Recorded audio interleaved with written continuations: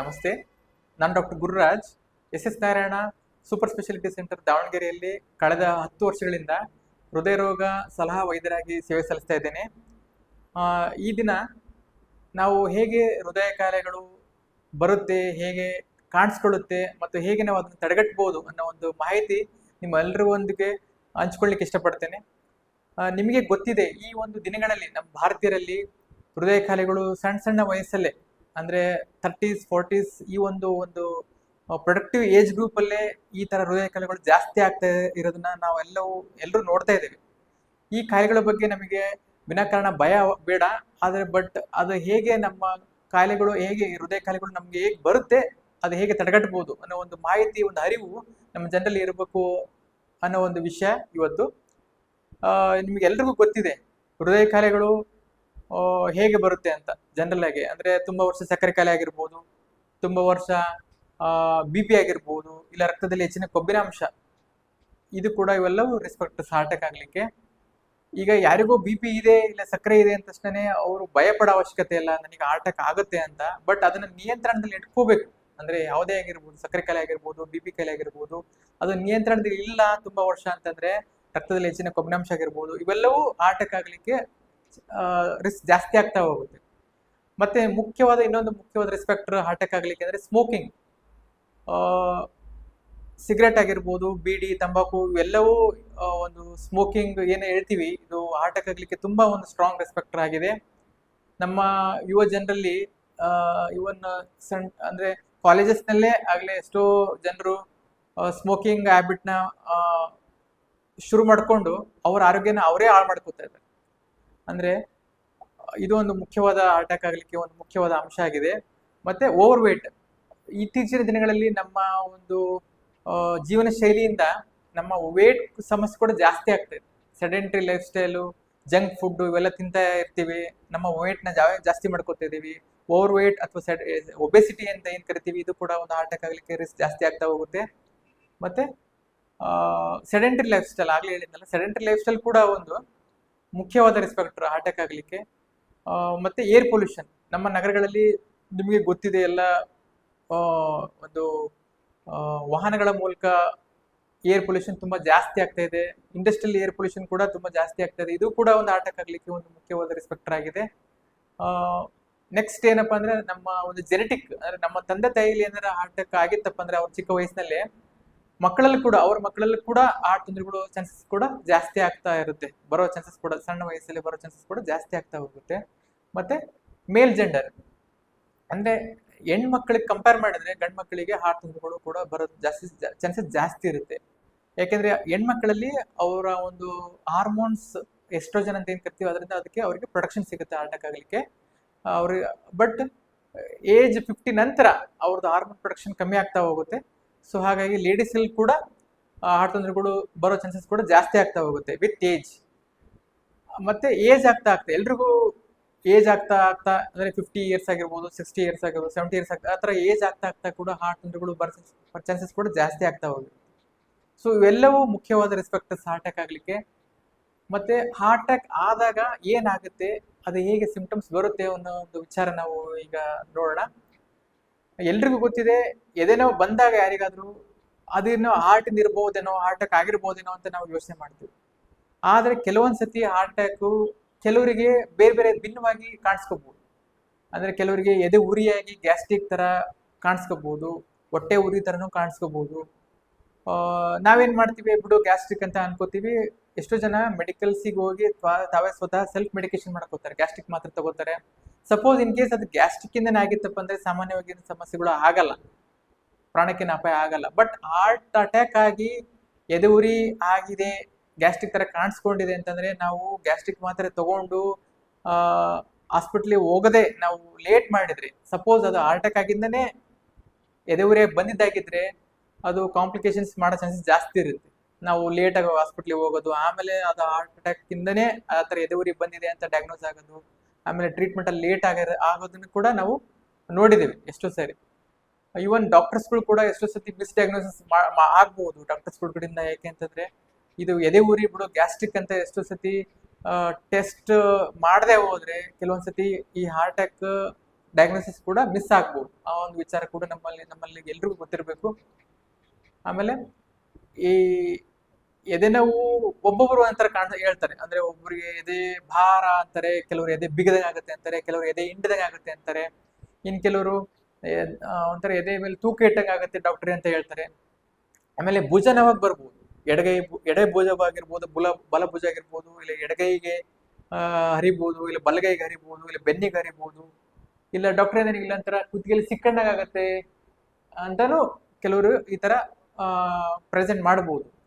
ಅಂದ್ರೆ ಯಾಕೆ ಹೀಗೆ ಹೇಳ್ತಾ ಇದ್ದೀನಿ ಅಂತಂದ್ರೆ, ಈ ಹಾರ್ಟ್ ಅಟ್ಯಾಕ್ ಬೇರೆ ಬೇರೆ ಜನರಿಗೆ ಬೇರೆ ಬೇರೆ ತರ ಕಾಣಿಸ್ಕೊಂಡು ಎಷ್ಟೋ ಸತಿ ಡಯಾಗ್ನೋಸಿಸ್ಗಳು ಮಿಸ್ ಆಗಿ ಅವರ ಪ್ರಾಣನೇ ಎಷ್ಟೋ ಸತಿ ಕಳ್ಕೊಳ್ಳೋ ಒಂದು ಸಂದರ್ಭಗಳನ್ನ ನಾವು ನೋಡಿದ್ದೇವೆ.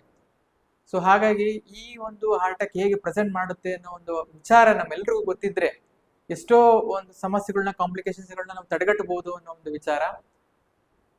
ಹಾಗೆ ಕೆಲವೊಂದ್ ಸರಿ ಬೇರೆ ತರನು ಕಾಣಿಸ್ಕೋಬಹುದು. ಅಂದ್ರೆ ಮೈಯೆಲ್ಲ ತುಂಬಾ ಬೆವುತು, ತುಂಬಾ ಕೂಸ್ತು ಬಿಡ್ಬೋದು, ಇಲ್ಲ ತಲೆ ಚಕ್ರ ಬರ್ಬೋದು ಹಾರ್ಟ್ ಅಟ್ಯಾಕ್ ಆದಾಗ, ಈ ತರ ಎಲ್ಲ ಕಾಣಿಸ್ಕೋಬಹುದು.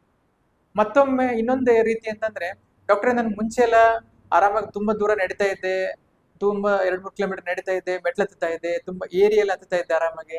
ಬಟ್ ಇತ್ತೀಚಿನ ದಿನಗಳಲ್ಲಿ ನನಗೆ ಮೆಟ್ಲು ಹತ್ತಿದ್ರೆ, ಇಲ್ಲ ಏರಿ ಹತ್ತಿದ್ರೆ, ಇಲ್ಲ ಸ್ವಲ್ಪ ದೂರ ನಡೆದ್ರೆ ನನಗೆ ಎದೆ ಉರಿ ಬರ್ತಾ ಇದೆ, ಎದೆ ನೋವು ಬರ್ತಾ ಇದೆ, ಇಲ್ಲ ಸುಸ್ತಾಗ್ತಾ ಇದೆ, ನಾನು ಅಲ್ಲೇ ರೆಸ್ಟ್ ತಗೊಂಡು ಮತ್ತೆ ಮುಂದಕ್ಕೆ ಹೋಗ್ಬೇಕಾಗತ್ತೆ, ಈ ತರ ನನಗೆ ಕಾಣಿಸ್ಕೋತಾ ಇದೆ ಸಿಂಪ್ಟಮ್ಸ್ ಅಂತಾನು ಕೂಡ ಬರ್ಬೋದು. ಸೊ ಇವೆಲ್ಲ ಈ ತರ ಸಿಂಪ್ಟಮ್ಸ್ ಇದ್ದಾಗ ನಾವು ಬೇಸಿಕ್, ನಿಮ್ಗೆಲ್ಲ ಗೊತ್ತಿದೆ, ಹಾರ್ಟ್ ಟೆಸ್ಟ್ಗಳು ಬೇಸಿಕ್ ಟೆಸ್ಟ್ ಅಂದ್ರೆ ECG ಮಾಡ್ತೇವೆ, ECG ಮತ್ತೆ ಹಾರ್ಟ್ ಸ್ಕ್ಯಾನಿಂಗ್, ಎಕೋ ಟೆಸ್ಟ್ ಅಂತ ಕರಿತೇವೆ. ಕೆಲವೊಂದ್ ಸಂದರ್ಭದಲ್ಲಿ ಇವು ಎರಡರಲ್ಲೇ ಗೊತ್ತಾಗ್ಲಿಲ್ಲ ಅಂತಂದ್ರೆ ಡಯಾಗ್ನೋಸಿಸ್, ಫರ್ದರ್ ಟೆಸ್ಟ್, ಬ್ಲಡ್ ಟೆಸ್ಟ್ಗಳು ಕೆಲವೊಂದು, ಆಮೇಲೆ ಟ್ರೆಡ್ಮಿಲ್ ಟೆಸ್ಟ್ ನಿಮ್ಗೆ ಗೊತ್ತಿದೆ. ಇವೆಲ್ಲ ಮಾಡೋದ್ರಿಂದ ಅದು ಹೇಗೆ, ಇದೇನು ತೊಂದರೆ ಇದೆ, ಹಾರ್ಟ್ ಅಟ್ಯಾಕ್ ಆಗ್ತಾ ಇದೆಯೋ ಹೇಗೆ ಅಂತ ನಮ್ಗೆ ಗೊತ್ತಾಗುತ್ತೆ. ಆಮೇಲೆ ಸಂಕ್ಷಿಪ್ತವಾಗಿ ಹಾರ್ಟ್ ಅಟ್ಯಾಕ್ ಏನು ಅಂತಪ್ಪ ಅಂತಂದ್ರೆ, ಹೃದಯ ರಕ್ತನಾಳದಲ್ಲಿ ರಕ್ತ ಸಂಚಾರಕ್ಕೆ ಅಡ್ಡಿಯಾಗಿ ಆ ಹೃದಯ ಮಾಂಸಖಂಡ ಡ್ಯಾಮೇಜ್ ಆಗ್ತಾ ಹೋಗುತ್ತಲ್ಲ, ಅದೇ ಸಿಂಪಲ್ ಆಗಿ ಹೇಳ್ಬೇಕಂದ್ರೆ ಹಾರ್ಟ್ ಅಟ್ಯಾಕ್. ನಾವು ಹೇಗೆ ಎಷ್ಟು ಬೇಗ ನಾವು ಸೂಕ್ತವಾದ ಟ್ರೀಟ್ಮೆಂಟ್ ತಗೋತೀವೋ, ಆ ರಕ್ತ ಸಂಚಾರಕ್ಕೆ ಅಡ್ಡಿ ಆಗಿರೋದನ್ನ ನಾವು ಅದನ್ನ ಮತ್ತೆ ರಕ್ತ ಸಂಚಾರನ ರಿಸ್ಟೋರ್ ಮಾಡಿ ಆ ಹೃದಯ ಮಾಂಸಖಂಡ ಡ್ಯಾಮೇಜ್ ಆಗೋದನ್ನ ನಾವು ತಡೆಗಟ್ಟಬಹುದು. ಅದೇ ಒಂದು ಮುಖ್ಯವಾದ ಉದ್ದೇಶ ಈ ಒಂದು ಟ್ರೀಟ್ಮೆಂಟ್ ಹಾರ್ಟ್ ಅಟ್ಯಾಕ್ ಆದಾಗ ತಗೊಳ್ಳಿಕ್ಕೆ. ಮತ್ತೊಂದು ಮುಖ್ಯವಾದ ವಿಚಾರ ಏನಪ್ಪಾ ಅಂತಂದ್ರೆ, ಎಷ್ಟೋ ಜನ ನಿಮಗೆ ಗೊತ್ತಿದೆ, ಎಷ್ಟೋ ವೇಳೆ ಹಾಸ್ಪಿಟ್ಲಿಗೆ ಹೋಗೋ ದಾರಿಯಲ್ಲಿ, ಅಂದ್ರೆ ಮನೆಯಿಂದ ಹಾಸ್ಪಿಟ್ಲಿಗೆ ಹೋಗೋ ದಾರಿಯಲ್ಲಿ ಅರ್ಧಕ್ಕರ್ಧ ಜನ, ಎಷ್ಟೋ ಜನ ತಮ್ಮ ಪ್ರಾಣನ ಕಳ್ಕೊತಾರೆ. ಅಂದ್ರೆ ನಾವು ಎಷ್ಟು ಬೇಗ ನಾವು ಈ ಒಂದು ಸಿಂಪ್ಟಮ್ಸ್ ಬಂದಾಗ ನಾವು ಎಷ್ಟು ಬೇಗ ಸೂಕ್ತವಾದ ಒಂದು ಹಾಸ್ಪಿಟ್ಲಿಗೆ ಹೋಗಿ ಸರಿಯಾದ ಒಂದು ಡಯಾಗ್ನೋಸಿಸ್ ಮಾಡ್ಕೊಂಡು ಟ್ರೀಟ್ಮೆಂಟ್ ತಗೋತೀವೋ ಅದು ತುಂಬಾ ಒಳ್ಳೇದು. ನಾವು ಲೇಟ್ ಮಾಡಿದಾಗ ಏನಾಗುತ್ತೆ, ಹಾರ್ಟ್ ಅಟ್ಯಾಕ್ ಆದಾಗ ಹಾರ್ಟ್ ತುಂಬಾ ಡ್ಯಾಮೇಜ್ ಆಗಿ ವೀಕ್ ಆಗೋ ಚಾನ್ಸಸ್ ಜಾಸ್ತಿ ಆಗುತ್ತೆ. ಮತ್ತೆ ಬೇರೆ ಕಾಂಪ್ಲಿಕೇಶನ್ಸ್ ಕೂಡ, BP ತುಂಬಾ ಡೌನ್ ಆಗೋದು, ಈ ತರ ಬೇರೆ ಬೇರೆ ಚಾನ್ಸಸ್ ಕೂಡ, ಅಂದ್ರೆ ಸಮಸ್ಯೆಗಳು, ಕಾಂಪ್ಲಿಕೇಶನ್ಸ್ ಆಗೋ ಚಾನ್ಸಸ್ ಕೂಡ ಜಾಸ್ತಿ ಆಗ್ತಾ ಹೋಗುತ್ತೆ ನಾವು ಲೇಟ್ ಮಾಡೋದಷ್ಟು. ನಾವು ಎಷ್ಟು ಬೇಗ ಹಾಸ್ಪಿಟ್ಲಿಗೆ ಹೋಗಿ ನಾವು ಸೂಕ್ತವಾದ ಟ್ರೀಟ್ಮೆಂಟ್ ತಗೋತೀವೋ ಹಾರ್ಟ್ ಮಸಲ್ ಡ್ಯಾಮೇಜ್ ಆಗೋದನ್ನ ನಾವು ತಡೆಗಟ್ಟಬಹುದು. ಅಂದ್ರೆ ಬಿಸ್ನೆಸ್ ನಲ್ಲಿ ನಾವು ಟೈಮ್ ಈಸ್ ಮನಿ ಅಂತ ಕರಿತೀವಿ, ಬಟ್ ನಮ್ಮ ಒಂದು ಈ ಒಂದು ಸಂದರ್ಭದಲ್ಲಿ ಹಾರ್ಟ್ ಅಟ್ಯಾಕ್ ಆದಾಗ ಟೈಮ್ ಈಸ್ ಮಸಲ್. ಅಂದ್ರೆ ನಾವು ಸೂಕ್ತವಾದ ಒಂದು ಟ್ರೀಟ್ಮೆಂಟ್ ತಗೊಂಡ್ರೆ ಹಾರ್ಟ್ ಅಟ್ಯಾಕ್ ಆದಾಗ ಆದಷ್ಟು ಬೇಗನೆ ಆ ಒಂದು ಹೃದಯ ಮಾಂಸಖಂಡ ಡ್ಯಾಮೇಜ್ ಆಗೋದನ್ನ ನಾವು ಆದಷ್ಟು ತಡೆಗಟ್ಟಬಹುದು. ಎಷ್ಟೋ ವೇಳೆ ಕೆಲವರಿಗೆ ವಾರ್ನಿಂಗ್ ಇದ್ದಾಗಲೇ ಬೇಗ ಟ್ರೀಟ್ಮೆಂಟ್ ತಗೋತಾರೆ ಹಾರ್ಟ್ ಅಟ್ಯಾಕ್ ಆದಾಗ, ಅವ್ರಿಗೆ ಯಾವುದೇ ರೀತಿ ಮಾಂಸಖಂಡ ಡ್ಯಾಮೇಜ್ ಆಗದೇ ಇಲ್ಲ, ಅದು ತುಂಬಾ ಒಂದು ಒಳ್ಳೆ ರಿಸಲ್ಟ್ ಕೊಡುತ್ತೆ. ಬಟ್ ಕೆಲವರಿಗೆ ತುಂಬಾ ಹಾರ್ಟ್ ಮಸಲ್ ಡ್ಯಾಮೇಜ್ ಆಗಿ ಆಮೇಲೆ ನಾವು ಏನೇ ಪ್ರಯತ್ನ ಮಾಡಿದ್ರು, ಅಂದ್ರೆ ಆಂಜಿಯೋಪ್ಲಾಸ್ಟಿ ಆಗಿರ್ಬೋದು, ಇಲ್ಲ ಬೈಪಾಸ್ ಆಗಿರ್ಬೋದು, ಯಾವುದೇ ರೀತಿ ಟ್ರೀಟ್ಮೆಂಟ್ ತಗೊಂಡ್ರು ಕೂಡ ಒಂದು ಹಾರ್ಟ್ ಮಸಲ್ ತುಂಬಾ ಡ್ಯಾಮೇಜ್ ಆದ್ಮೇಲೆ ತಗೊಂಡ್ರೆ ಅಷ್ಟೊಂದು ಒಳ್ಳೆ ಫಲಿತಾಂಶ ಸಿಗೋದಿಲ್ಲ. ಸೊ ಹಾಗಾಗಿ ಈ ಒಂದು ಅರಿವು ನಮ್ಮ ಜನರಲ್ಲಿ ಇರಬೇಕು. ಯಾವುದೇ ರೀತಿ ಈ ಕಾಯಿಲೆ ಬಗ್ಗೆ, ಹೃದಯ ಕಾಯಿಲೆ ಬಗ್ಗೆ ಭಯ ಬೇಡ, ಬಟ್ ಅದರ ಒಂದು ಹೇಗೆ ಬರುತ್ತೆ ಒಂದು ಅರಿವು, ಹೇಗೆ ಕಾಣಿಸ್ಕೊಳ್ಳುತ್ತೆ ಒಂದು ಅರಿವು ನಮ್ಮ ಜನರಲ್ಲಿ ಇದ್ರೆ ತುಂಬಾ ಒಳ್ಳೇದು. ಮತ್ತೆ ಹಾರ್ಟ್ ಅಟ್ಯಾಕ್ ಆದಾಗ ಟ್ರೀಟ್ಮೆಂಟ್, ನಾನು ಆಗ್ಲೇ ಹೇಳಿದಾಗೆ ಆಂಜಿಯೋಗ್ರಾಮ್ ಆಗಿರ್ಬೋದು, ಸ್ಟೆಂಟ್ ಅಥವಾ ಬೈಪಾಸ್, ಇವೆಲ್ಲ ಟ್ರೀಟ್ಮೆಂಟ್. ಬಟ್ ಹೇಗೆ ತಡೆಗಟ್ಟಬಹುದು ಅನ್ನೋ ಒಂದು ಮಾಹಿತಿ ನಿಮ್ಮ ಎಲ್ಲರಿಗೆ ಹಂಚ್ಕೊಳ್ಲಿಕ್ಕೆ ಇಷ್ಟಪಡ್ತೇನೆ. ಅದು ಜಾಸ್ತಿ ಒತ್ತು ಪಡಿಸ್ಲಿಕ್ಕೆ ಇಷ್ಟಪಡ್ತೇನೆ. ಯಾಕೆಂದ್ರೆ ಎಲ್ರಿಗೂ ಗೊತ್ತಿದೆ, prevention is better then cure. So ನಾವು ಆರೋಗ್ಯವಂತರಾಗಿ ಇರಬೇಕು ಅಂತಂದ್ರೆ ಹೇಗೆ ನಾವು ನಮ್ಮ ಜೀವನನ ನಡೆಸಬೇಕು, ಹೇಗೆ ಕಾಯಿಲೆಗಳಿಂದ ದೂರ ಇರಬೇಕು ಅನ್ನೋ ಒಂದು ವಿಚಾರ. ಈಗ ಏನ್ ರಿಸ್ಪೆಕ್ಟಸ್ ನಾವು ಆಗ್ಲೇ ಹೇಳಿದ್ವಲ್ಲ ಹಾರ್ಟ್ ಅಟ್ಯಾಕ್ ಆಗ್ಲಿಕ್ಕೆ, ಅವುಗಳಿಂದ ನಾವು ದೂರ ಇರೋದು. ಅಂದ್ರೆ ಸಪೋಸ್ ನಿಮಗೆ ಸಕ್ಕರೆ ಕಾಯಿಲೆ ಬಿ ಪಿ ಕಾಯಿಲೆ ಇದೆ ಅಥವಾ ರಕ್ತದಲ್ಲಿ ಹೆಚ್ಚಿನ ಕೊಬ್ಬಿನಾಂಶ ಇದೆ ಅಂತಂದ್ರೆ ಅದಕ್ಕೆ ಸೂಕ್ತವಾದ ಟ್ರೀಟ್ಮೆಂಟ್ ತಗೊಳ್ಳೋದು. ಓವರ್ ವೇಟ್ ಸಮಸ್ಯೆ ಇದೆ ಅಂತಂದ್ರೆ ಅದನ್ನ ಆದಷ್ಟು ನಮ್ಮ ಒಂದು ಜೀವನ ಶೈಲಿಯಿಂದ, ನಮ್ಮ ಆಹಾರ ಪದ್ಧತಿಯಿಂದ ನಮ್ಮ ಒಂದು ಓವರ್ ವೇಟ್ ನ ನಾರ್ಮಲ್ ರೇಂಜಿಗೆ ನಾವು ಅದನ್ನ ತರಲಿಕ್ಕೆ ಪ್ರಯತ್ನ ಪಡೋದು. ಆಮೇಲೆ ಸ್ಮೋಕಿಂಗ್, ಇದನ್ನ ಜಾಸ್ತಿ ಒತ್ತುಪಡಿಸ್ಲಿಕ್ಕೆ ಇಷ್ಟಪಡ್ತೀನಿ. ಯಾವುದೇ ರೂಪ ಆಗಿರಬಹುದು, ಸಿಗರೇಟು, ಬೀಡಿ, ತಂಬಾಕು ಎಲ್ಲವೂ ಈ ಒಂದು ಹಾರ್ಟ್ ಅಟ್ಯಾಕ್ ಆಗ್ಲಿಕ್ಕೆ ತುಂಬಾ ಮೇಜರ್ ರೆಸ್ಪೆಕ್ಟ್, ಸ್ಟ್ರಾಂಗ್ ರೆಸ್ಪೆಕ್ಟ್. ಹಾಗಾಗಿ ಅದರಿಂದ ನಾವು ದೂರ ಇರಲೇಬೇಕು. ಏರ್ ಪೊಲ್ಯೂಷನ್ ಆದಷ್ಟು ನಾವು ದೂರ ಇರಲೇಬೇಕು. ಮತ್ತೆ ಮಾನಸಿಕ ಒತ್ತಡದಿಂದ ಕೂಡ ನಾವು ದೂರ ಇರಬೇಕು. ಎಲ್ರಿಗೂ ಎಷ್ಟೋ ಈಗ ಎಲ್ಲ ಪ್ರತಿಯೊಂದು ನಗರಗಳಲ್ಲೂ ನಾವು ನೋಡಿದ್ದೇವೆ, ಮೆಡಿಟೇಷನ್ ಕ್ಲಾಸಸ್, ಯೋಗ ಕ್ಲಾಸಸ್ ಎಲ್ಲ ಇದಾವೆ. ಅದರ ಒಂದು ಸದುಪಯೋಗ ಪಡ್ಕೊಂಡು ನಾವು ನಮ್ಮ ಮಾನಸಿಕ ಒತ್ತಡದಿಂದ ಕೂಡ ನಾವು ದೂರ ಇರೋದು ತುಂಬಾ ಒಳ್ಳೆಯದು. ಮತ್ತೆ ಪ್ರತಿದಿನ 1 ತಾಸು ವ್ಯಾಯಾಮ, ಅಟ್ಲೀಸ್ಟ್ ವಾಕಿಂಗ್ ಮಾಡೋದ್ರಿಂದ ಸಾಕು. ಪ್ರತಿದಿನ 1 ತಾಸು ವಾಕಿಂಗ್ ಮಾಡೋದ್ರಿಂದ ಹಾರ್ಟ್ ಅಟ್ಯಾಕ್ ಅಷ್ಟೇ ಅಲ್ಲ, ನಾವು ಎಷ್ಟೋ ಕಾಯಿಲೆಗಳನ್ನ ನಾವು ತಡೆಗಟ್ಟಬಹುದು. ಎಷ್ಟೋ ಕಾಯಿಲೆ ಅಂತಂದ್ರೆ ಓವರ್ ವೇಟ್ ಸಮಸ್ಯೆಯಿಂದ ದೂರ ಇಡಬಹುದು. ಶುಗರು, ಬಿ ಪಿ ಬರ್ಲಿಲ್ಲ ಹಾಗೆ ನಾವು ತಡೆಗಟ್ಟಬಹುದು. ಮತ್ತೆ ಕ್ಯಾನ್ಸರು, ಸ್ಟ್ರೋಕು, ಥೈರಾಯ್ಡ್ ಸಮಸ್ಯೆ, ಈ ಎಲ್ಲಾ ಕಾಯಿಲೆಗಳಿಂದ ನಾವು ಸಿಂಪಲ್ ನಮ್ಮ ಒಂದು ಜೀವನ ಶೈಲಿ ಪದ್ಧತಿಯಿಂದ ನಾವು ಒಳ್ಳೆಯ ಒಂದು ಜೀವನ ಶೈಲಿ ಒಂದು ಅಳವಡಿಸ್ಕೊಳ್ಳೋದ್ರಿಂದ ನಾವು ಈ ಒಂದು ಆರೋಗ್ಯವಂತರಾಗಿ ನಾವು ಬಾಳ್ಲಿಕ್ಕೆ ಸಹಾಯವಾಗುತ್ತೆ. ಮತ್ತೆ ಇನ್ನೊಂದು ಮುಖ್ಯವಾದಂತಂದ್ರೆ ಅವಾಗ ಅಂದ್ರೆ ನಮ್ಗೆ ಸಪೋಸ್ ಸಕ್ಕರೆ ಕಾಯಿಲೆ, ಬಿ ಪಿ ಕಾಯಿಲೆ ಇದೆ ಅಂತಂದ್ರೆ ನಿಯಮಿತವಾಗಿ ನಾವು ಟೆಸ್ಟ್ ಮಾಡಿಸೋದ್ರಿಂದ, ಅಂದ್ರೆ ಟ್ರೆಡ್ಮಿಲ್ ಮಾಡೋದ್ರಿಂದ, ಎಕೋ ಟೆಸ್ಟ್ ಮಾಡೋದ್ರಿಂದ ಕೂಡ ನಾವು ಎಷ್ಟೋ ಸತಿ ಈ ಕಾಯಿಲೆಗಳನ್ನ, ಹೃದಯ ಕಾಯಿಲೆಗಳನ್ನ ನಾವು ಪ್ರಾಥಮಿಕ ಹಂತದಲ್ಲಿ ಡಯಾಗ್ನೋಸಿಸ್ ಮಾಡಬಹುದು. ಅಂದ್ರೆ ನಮಗೆ ಸಿಂಪ್ಟಮ್ಸ್ ಏನಿಲ್ಲ, ನಾವು ಏನ್ ಟೆಸ್ಟ್ ಮಾಡಿಸೋ ಅವಶ್ಯಕತೆ ಇಲ್ಲ ಅಂತ ನಾವು ಎಷ್ಟೋ ಸತಿ ಯೋಚನೆ ಮಾಡ್ತೀವಿ. ಆದ್ರೆ ನಿಮಗೆ ಗೊತ್ತಿರ್ಲಿ, ಇವನ್ ಸಣ್ಣ ವಯಸ್ಸಲ್ಲೇ 30s 40s ನಲ್ಲಿ ಈ ಎಲ್ಲ ಕಾಯಿಲೆಗಳು ಜಾಸ್ತಿ ಆಗ್ತಿರೋದ್ರಿಂದ ನಾವು ಈ ಕಾಯಿಲೆಗಳ ಬಗ್ಗೆ ನಾವು ಮುನ್ನೆಚ್ಚರಿಕೆವಾಗಿ ಸ್ವಲ್ಪ ಸಿಂಪಲ್ ಸ್ಟೆಪ್ಸ್ ಅಂತಂದ್ರೆ, ಅಟ್ಲೀಸ್ಟ್ ನಮ್ ಶುಗರ್ ಬಿ ಪಿ ಇದೆ ಅಂತಂದ್ರೆ, 40 ಆಗಿದೆ ಅಂತಂದ್ರೆ ಅಟ್ಲೀಸ್ಟ್ ಸಿಂಪಲ್ ಆಗಿ ECG ಮಾಡಿಸೋದು, ಹಾರ್ಟ್ ಸ್ಕ್ಯಾನಿಂಗ್, TMT ಮಾಡೋದ್ರಿಂದ ಅಟ್ಲೀಸ್ಟ್ ಎಷ್ಟೋ ಸಮಸ್ಯೆಗಳನ್ನು ತಡೆಗಟ್ಟಬಹುದು. ಮತ್ತೆ ಇನ್ನೊಂದು ವಿಚಾರ ಏನಪ್ಪಾ ಅಂತಂದ್ರೆ, ಟ್ರೀಟ್ಮೆಂಟ್ ನಾವು ತಗೊಳೋದು ಕೂಡ ಇಂಪಾರ್ಟೆಂಟ್. ಅಂದ್ರೆ ಸಪೋಸ್ ನಮಗೆ ಸ್ಟೆಂಟಿಂಗ್ ಆಗಿದೆ ಹಾರ್ಟ್ ಅಲ್ಲಿ ಅಥವಾ ಬೈಪಾಸ್ ಆಗಿದೆ ಅಂತ ಎಷ್ಟೋ ಜನ ನಾವು ನೋಡಿರ್ತೀವಿ. ಮತ್ತೆ ಅವರು ಸ್ಮೋಕಿಂಗ್ ಮಾಡ್ತಾರೆ, ಮತ್ತೆ ಎಷ್ಟೋ ಸತಿ ಟ್ಯಾಬ್ಲೆಟ್ಸ್ಗಳು ಸರಿಯಾಗಿ ತಗೊಳಲ್ಲ. ಸೊ ಅದು ಕೂಡ ಮುಖ್ಯವಾದ ಅಂಶ. ಅಂದ್ರೆ ಟ್ರೀಟ್ಮೆಂಟ್ ಕೂಡ ಮುಖ್ಯವಾದ ಅಂಶ.